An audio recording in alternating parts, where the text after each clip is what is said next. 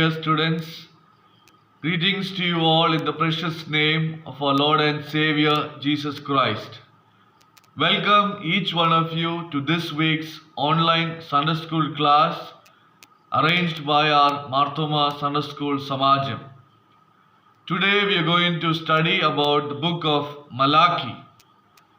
As you all know, Malachi is one of the 12 minor prophets along with Hosea, Joel, Amos, Obadiah, Jonah, Micah, Nahum, Habakkuk, Zephaniah, Haggai, and Zechariah. As you all know, it is the last of the minor prophets in the Bible and the final book in the Old Testament. Dear students, Malachi is not a long book, just 4 chapters, but it is filled with words of love, encouragement, challenge, and rebuke. However, the basic message of Malachi is centered on the love of God. And the main aim of today's class is to understand the need for self-purification. The need for self-purification. Before we begin our class, let us look to the Lord in prayer.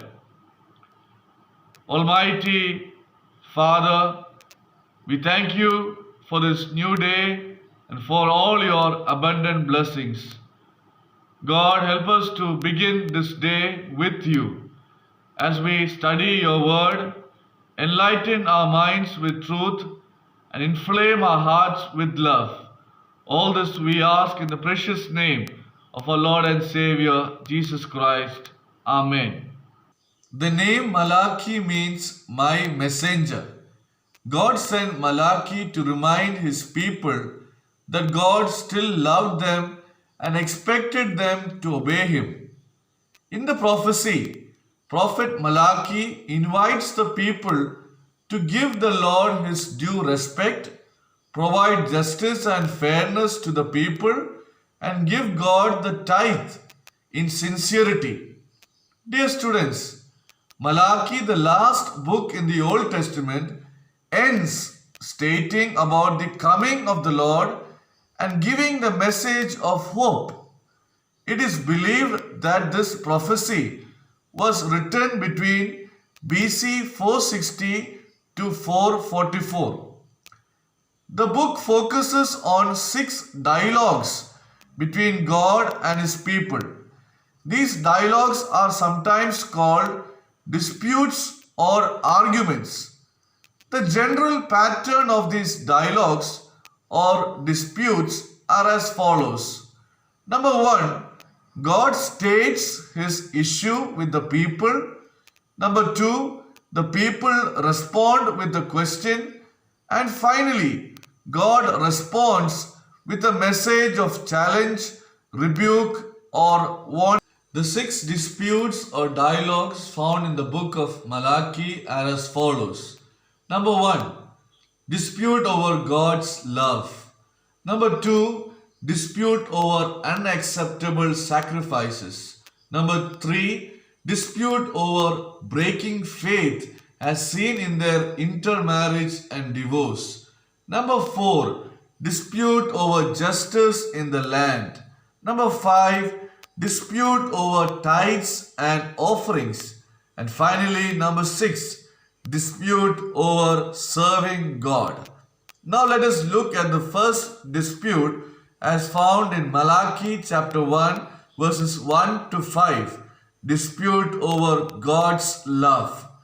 Dear students, the people of Malachi's day did not believe that God loved them. God responds with an illustration from Israel's past history.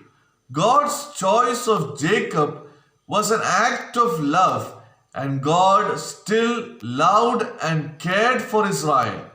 The future God promised to Jacob's descendants is proof of his everlasting love. Dear students, Malachi called God's people to repent and to prepare for the Messiah. God also shows us kindness even though we do not deserve it. Now, students, let us look at the second dispute as found in Malachi chapter 1 verse 6 to Malachi chapter 2 verse 9. Dispute over unacceptable sacrifices. Dear students, the priests had disobeyed God. They were supposed to lead the people in worship, but instead of offering God the best animal sacrifices, the priests offered animals that were stolen. God said, I am not pleased. I will not accept your offerings. God also said to the priests, it is your job to help people follow me. They look to you for instruction, but you have turned them away from me. You taught them wrong things. Dear students, in Malachi chapter 2 verses 10 to 16, we read about the third dispute, that is, dispute over breaking faith. Dear students, the people's negative relationship with God created problems in their relationship with one another. Men who were supposed to be following God were divorcing their wives and marrying women who worshipped pagan gods. Malachi bluntly states that God hated this kind of unfaithfulness. This kind of behavior demonstrated a total disregard for the covenant commitment. God's people must be people of integrity and faithfulness in the most important relationships in their lives. Yes, students, now let us look at the fourth dispute, dispute over justice in the land. We can read this in Malachi chapter 2 verse 17 to Malachi chapter 3 verse 5. Dear students, sadly, the people did not believe God was fair and just because the unjust and the wicked seemed to prosper while the just and the righteous seemed to suffer. God responded that someday all of this would change and He would set things straight.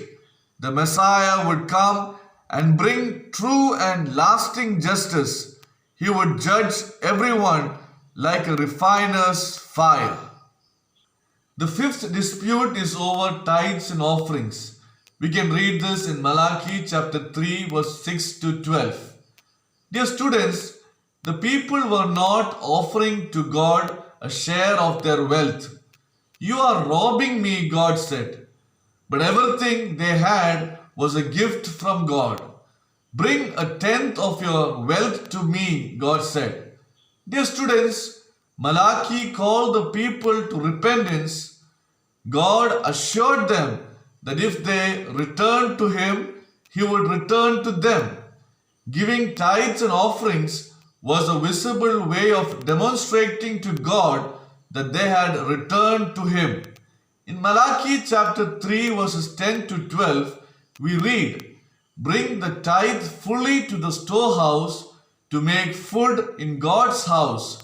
He will open the windows of the heavens and bless the people so much that there would not be enough space for it.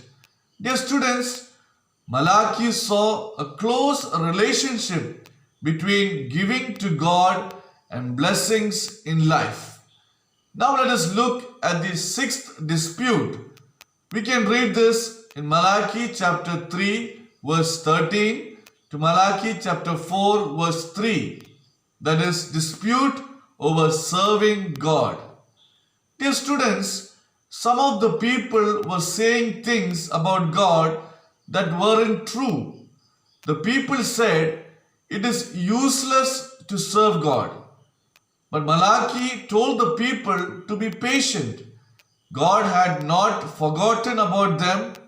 Life was not easy, but if they served God and followed Him, they would be happy on the day when God would keep His promises to rescue His people. Dear students, the final dispute is about the people's sense of hopelessness in serving God. They do not see any benefits to being the people of God, but God's response is to help them see beyond their present circumstances to a future day when justice would be bestowed once and for all. The wicked will be consumed in God's fire of judgment, while those who fear and honor God will know the protecting power of God. Dear students, what can we learn from the book of Malachi? Malachi was a messenger, a prophet who told God's people to repent. Malachi also opposes the carelessness and unfaithfulness in worship. Dear students, which are the areas of mission and testimony for the church today? In the area of politics, the church should have a clean ideology. In the area of finance, the church should take a stand against injustice, exploitation, discrimination, and bribery. In the area of service, the church should support the marginalized, the destitute, and the orphans. And the church should take part and encourage programs that give importance to godly values. Dear students, we sometimes try to make shortcuts to obey God because we don't trust Him like we should. But God wants us to obey Him completely, offering Him our very best. The people were supposed to make a sacrifice to worship God, but they gave Him their leftovers instead of their best. Dear students, what kind of worship is acceptable to God? In Malachi chapter 3 verses 2 to 4 we read, He will purify His people like a refiner's fire or a launderer's soap. He will refine them like silver and gold. It is God's self-sacrificial character to cleanse us from our sinful nature. So let us make our offerings to God in righteousness.